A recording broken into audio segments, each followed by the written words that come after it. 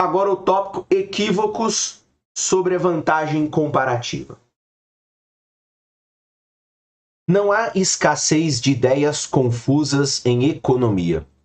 Então veja, políticos, empresários e até mesmo os economistas fazem com frequência declarações que não resistem à análise econômica. Então, há muita coisa sempre muito confusa também. Por alguma razão, isso parece ser especialmente verdadeiro quando se trata aí de economia internacional. Abra a seção de negócios de qualquer jornal de domingo ou revista semanal de notícias e você provavelmente vai encontrar pelo menos um artigo que faz afirmações tolas sobre o comércio internacional. 3 equívocos em particular revelaram-se altamente persistentes. Nesta sessão, usaremos nosso modelo simples de vantagem comparativa para ver por que esses equívocos eles estão incorretos. Então, essas reflexões elas estão incorretas. Então, vamos lá, vamos começar aqui no primeiro item. Então, veja, produtividade e competitividade. Então, o mito 1 é o seguinte, o livre comércio, ou seja, o comércio aberto, é benéfico somente se seu país for forte o suficiente para enfrentar a concorrência estrangeira. Então, os autores estão tratando esta afirmação como um mito, ainda que, enfim, existam contra-respostas a dizer que isso também pode ser verdade. Mas vamos lá. Mito 1, o livre comércio, ele só é bom se o país for forte, estruturado, para enfrentar a concorrência estrangeira. Então vamos lá. Esse argumento parece extremamente plausível para muitas pessoas. Por exemplo, um historiador conhecido uma vez criticou o livre comércio, afirmando que ele pode não ser capaz de se sustentar na realidade. O que esse historiador falou? Vamos aqui, o Paul Kennett, né? Tá aqui, ó. Os riscos da modernização, enfim, publicado aí no New Perspective Quarterly, 1995. Então diz o seguinte, ó. O que acontecerá se não houver nada que você possa produzir mais barato ou de modo mais eficiente do que qualquer outro país, exceto constantemente fazer um corte nos custos trabalhistas? Ele disse preocupado. Então, quem defende essa afirmação vai na linha aí do que o historiador Paul Kennedy afirmou. Então, olha, se eu não sou eficiente na produção de nada, eu não produzo computadores melhor, avião melhor, eu não produzo produtos agrícolas melhor, a única coisa que me resta é cortar salários para ser competitivo nos custos trabalhistas. E isso é um problema. Enfim, veja aí que essa discussão não é uma tarefa tão simples quanto a gente imagina. Ok?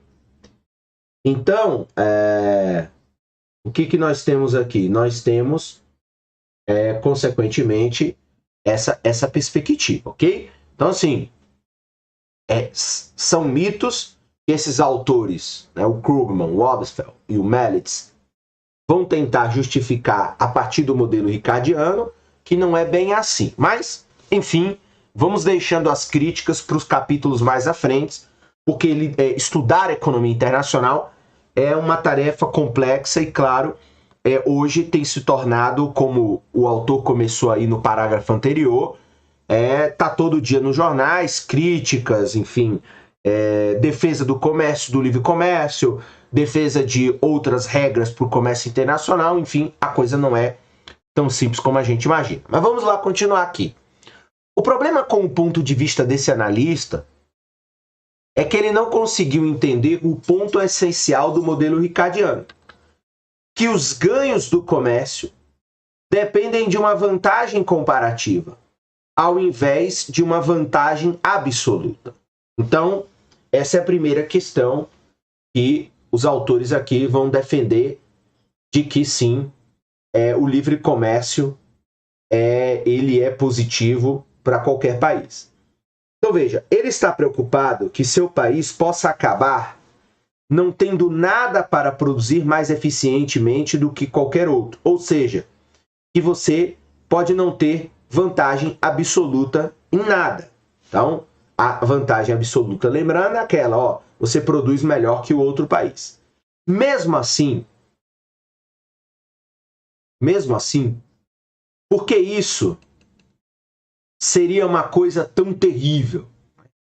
Então veja, em nosso exemplo numérico simples de comércio, a economia doméstica tem menores requisitos de mão de obra unitária e, portanto, maior produtividade, veja, tanto para produzir queijo como para produzir vinho. Então, pela tese da vantagem absoluta, que é o que eles estão dizendo que é o equívoco desse historiador, a economia doméstica dos nossos exemplos anteriores, ele tem vantagem absoluta para produzir queijo e para produzir vinho. Mas, mais uma vez, o ponto do modelo ricardiano não é esse. Então, veja, contudo, como vimos, ambos os países ganham com o comércio.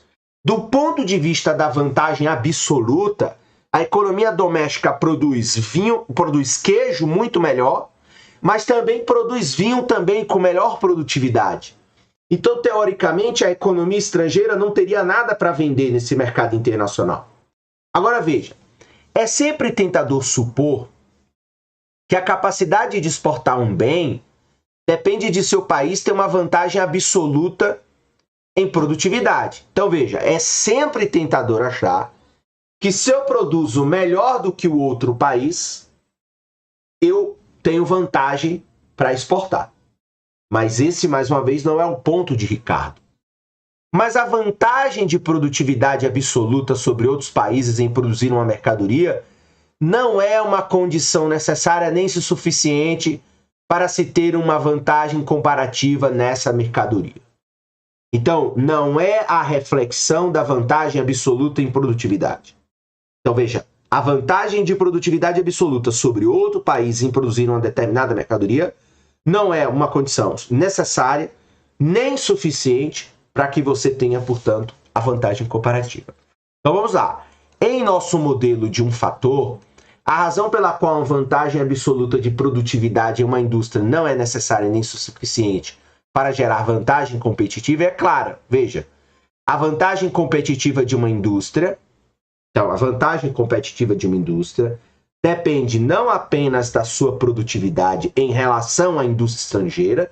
Então, a competitividade da minha indústria não depende apenas de eu ser mais produtivo na indústria estrangeira, mas também da taxa salarial doméstica em relação à taxa salarial estrangeira, que foi o que a gente viu lá no subtópico da última sessão, uma nota sobre os salários relativos. Então, eu preciso ter, eu não posso ter só a produtividade melhor em relação à indústria similar no mercado estrangeiro, e também preciso ter uma taxa salarial doméstica em relação à taxa salarial estrangeira, que é o que vai me permitir, portanto, ver se sou mais competitivo ou não.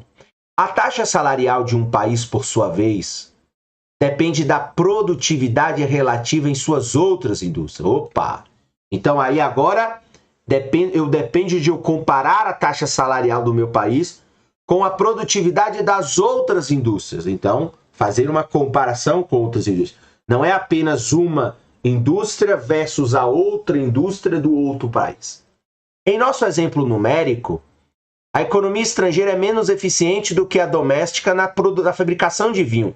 E foi o que eu tinha falado anteriormente. Então, a economia estrangeira, lá naquele exemplo, também não é eficiente na produção de vinho, mas está em desvantagem de produtividade relativa ainda maior na de queijo. A produtividade de queijo é horrível da economia estrangeira.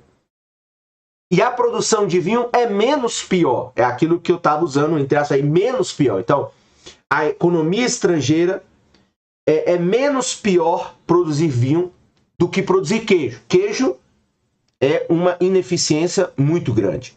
Então veja, por causa de sua menor produtividade total, a economia estrangeira deve pagar salários mais baixos do que a economia doméstica, suficientemente mais baixos para que termine com menores custos de produção na produção de vinho.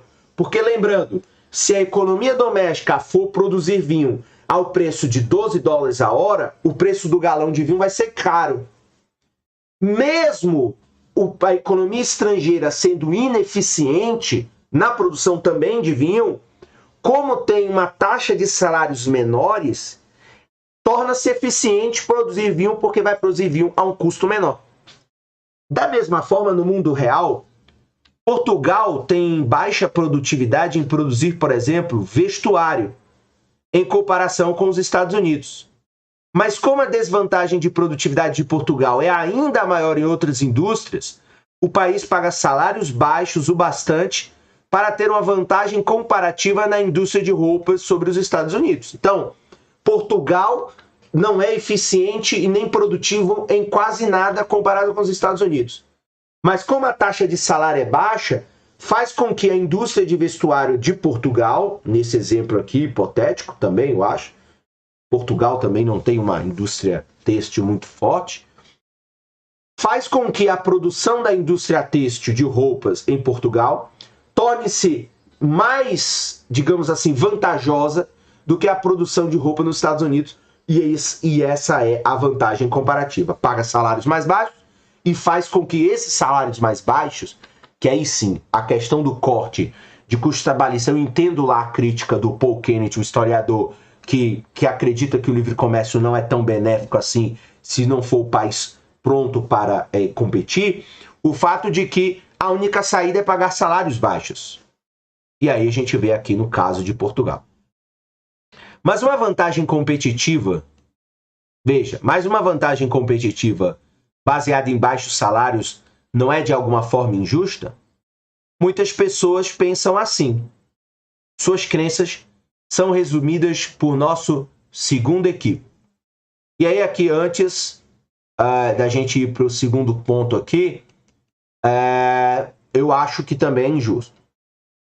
Por você estar alimentando a desigualdade em nível global. E, enfim, os dados de desigualdade estão aí para provar.